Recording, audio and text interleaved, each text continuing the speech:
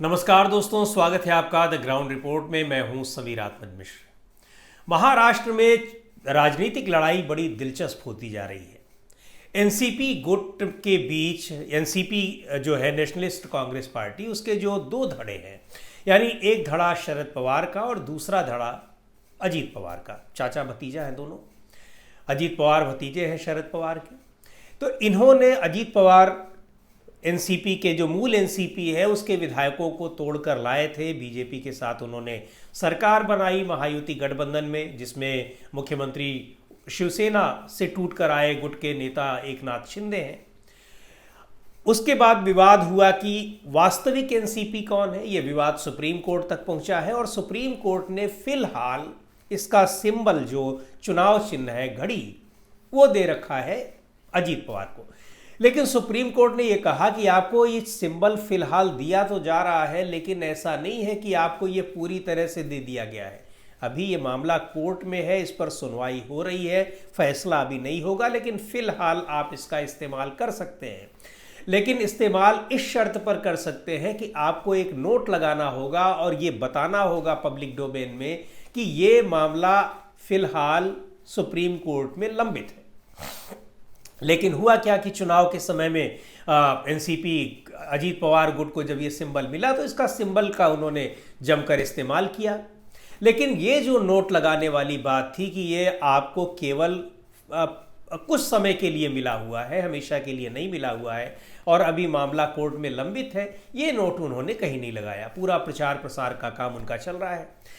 लेकिन अब ये शिकायत पहुंची सुप्रीम कोर्ट के पास और सुप्रीम कोर्ट ने तत्काल तलब किया उन्हें, बहुत डांटा फटकारा, बहुत लताड़ लगाई और कहा कि आप बार बार सुप्रीम कोर्ट में आ रहे हैं, आप जाइए चुनाव लड़िए, लेकिन आपको जो कहा गया, जो आप कोर्ट ने आपको आदेश दिया, आप उसकी अवहेलना क्यों कर रहे हैं। तत्काल आप इस काम को करिए और उसके बाद आप उसका इस्तेमाल करिए। तो बहरहाल एनसीपी अजीत पवार के गुट ने ये कहा है कि वो 36 घंटे के भीतर इस बात का नोटिफिकेशन जारी करेंगे और जहां जहां इस सिंबल का इस्तेमाल कर रहे हैं वहां इसका नोट लगाएंगे, यानी एक ब्रैकेट में लिखेंगे या किसी तरह से इस बात को स्पष्ट करेंगे कि ये सिंबल फिलहाल उनको मिला जरूर है, लेकिन कोर्ट में ये मामला विचाराधीन है, सिंबल का, चुनाव चिन्ह का। तो बड़ी मुश्किलों में इस समय अजीत पवार, अब चुनाव के कुछ ही दिन रह गए हैं, मुश्किल से 2 हफ्ते रह गए हैं। 20 नवंबर को मतदान होने और 18 नवंबर तक ही चुनाव प्रचार का काम होना है। एक तो ये मसला है और दूसरी तरफ क्या है कि जो महायुति है, यानी भारतीय जनता पार्टी, एकनाथ शिंदे की शिवसेना और अजीत पवार की एनसीपी, इनके भीतर जिस तरह से मतभेद गहराते चले जा रहे हैं लगातार, एक दूसरे के प्रति जो भरोसे की कमी दिख रही है, वो ऐसा लग रहा है कि ये गठबंधन बना तो है लेकिन कहीं चुनाव के पहले ही न टूट जाए, और नहीं भी टूटेगा तो गठबंधन में जितने दल हैं उन सबको ये लग रहा है कि वो चुनाव के बाद इस गठबंधन में शायद ही रहे।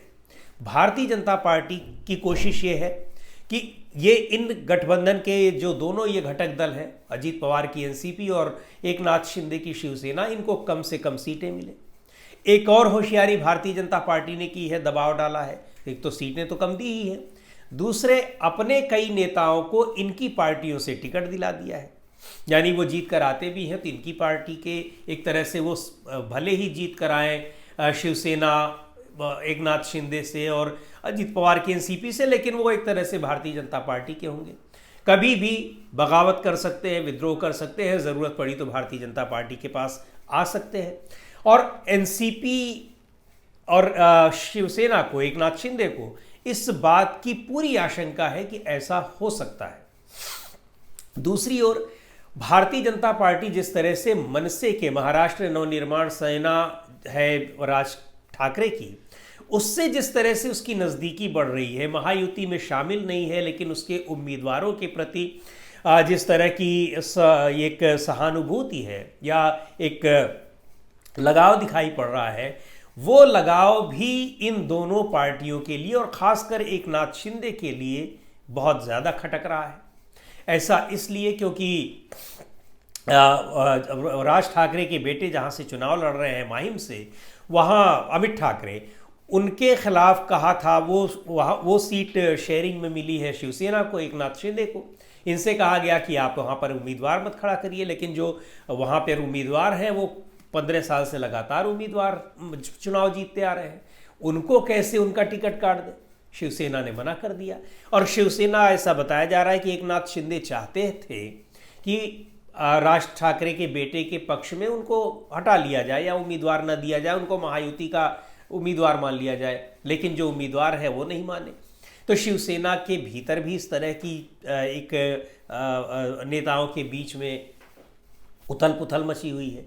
लेकिन सबसे बड़ी बात यह है कि जो भारतीय जनता पार्टी के को लेकर जिस तरह से अजीत पवार और एकनाथ शिंदे ये दोनों आशंकित हैं, वो इस गठबंधन को और ज़्यादा कमज़ोर कर रहा है, खासकर उस स्थिति में जबकि महाविकास अघाड़ी बहुत मजबूती के साथ चुनाव लड़ता दिखाई पड़ रहा है। उसमें घटक दलों के बीच में एकजुटता काफ़ी मजबूत दिखाई पड़ रही है।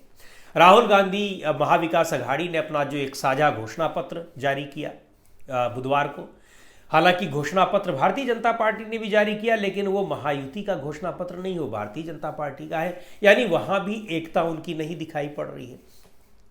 तो ये सारी चीज़ें ऐसी है जो महाविकास अघाड़ी को महायुति के से बहुत आगे रख रही है। दूसरी ओर जो एक डील की जा रही थी कि राज ठाकरे के साथ अगर वहाँ पर जो माहिम की सीट है उसको राज ठाकरे के बेटे के लिए छोड़ देती है शिवसेना, अपना उम्मीदवार वापस ले लेती है, तो राज ठाकरे करीब 10 सीटों पर अपने उम्मीदवारों को हटा लेंगे, नाम वापस करा लेंगे। और कहा जा रहा है कि एकनाथ शिंदे इसके लिए बातचीत भी कर रहे थे, लेकिन राज ठाकरे इसके लिए तैयार नहीं हुए। और दूसरी ओर राज ठाकरे लगातार जो हमला बोल रहे हैं वो एकनाथ शिंदे के ऊपर बोल रहे हैं, एकनाथ शिंदे की गुट वाली शिवसेना के ऊपर बोल रहे हैं, यहाँ तक कि वो उद्धव ठाकरे की शिवसेना के खिलाफ भी बोल रहे हैं। लेकिन भारतीय जनता पार्टी के प्रति उनका रुख बहुत ही नरम है, भारतीय जनता पार्टी को लेकर वो कोई आलोचना नहीं कर रहे हैं। जबकि लोकसभा चुनाव में जो महायुति की हार हुई है उसके लिए सबसे ज़्यादा जिम्मेदार भारतीय जनता पार्टी को बताया जा रहा है। भारतीय जनता पार्टी को इसलिए बताया जा रहा है क्योंकि वहाँ ये आरोप लग रहे हैं कि भारतीय जनता पार्टी सरकार बनाने के लिए किसी भी कीमत पर, किसी भी स्तर पर उतर सकती है, ये उसने दिखाया। और इस बात को लेकर महाराष्ट्र की जनता में बहुत ज़्यादा नाराज़गी थी, जिसका परिणाम ये हुआ कि वहाँ पर महायुति की करारी हार हुई और महाविकास अघाड़ी को काफ़ी सीटें वहाँ पर मिली। वही स्थितियां अब यहाँ पर दिखाई पड़ रही हैं विधानसभा के चुनाव में। और सबसे महत्वपूर्ण बात ये कि जो वहाँ मराठा आरक्षण के आंदोलन को लीड करने वाले लोग थे, पहले उनका चुनाव लड़ने का इरादा था, लेकिन ऐन मौके पर उन्होंने चुनाव लड़ने का इरादा छोड़ दिया। उनके चुनाव न लड़ने से जो मराठा आरक्षण का समर्थक वर्ग था उसका वोट बंटने की उसकी आशंका थी, लेकिन वो वोट बंटने की अब उसकी आशंका नहीं रह गई है और ऐसा माना जा रहा है कि वो वोट बड़ी संख्या में महाविकास अघाड़ी के लिए जाएगा। तो ये सारी परिस्थितियां इस समय महाराष्ट्र के जो राजनीतिक परिस्थितियां हैं उनके बीच में अब जो ख़ास तौर पर एनसीपी है अजित पवार गुट की, उसके लिए बहुत ज़्यादा मुश्किलें हैं, क्योंकि एक ओर तो वो सिंबल को लेकर लड़ाई लड़ रहा है, उसको लेकर लोग आशंकित हैं कि उस सिंबल को उसका असली उसी के पास है कि नहीं है। दूसरी ओर भारतीय जनता पार्टी ने दबाव बनाकर जो अपने तमाम नेताओं को उसके टिकट पर चुनाव लड़ा दिया है, चुनाव जीतने के बाद वो कहाँ रहते हैं।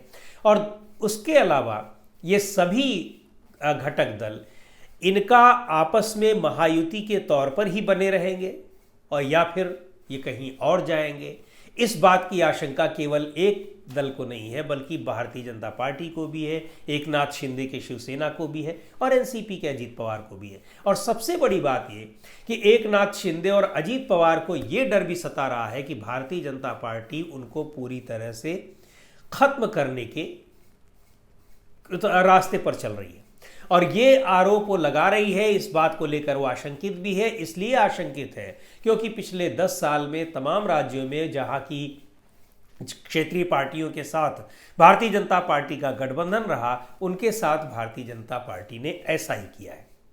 तो दोस्तों आज की इस वीडियो में इतना ही। अगले वीडियो में फिर मिलेंगे एक नए विषय के साथ, एक नए मुद्दे के साथ। द ग्राउंड रिपोर्ट के यूट्यूब चैनल को आपने अब तक सब्सक्राइब न किया हो तो ज़रूर कर लें। हमारे वीडियोस को लाइक करें, शेयर करें और अपने सुझाव भी हमें ज़रूर भेजें।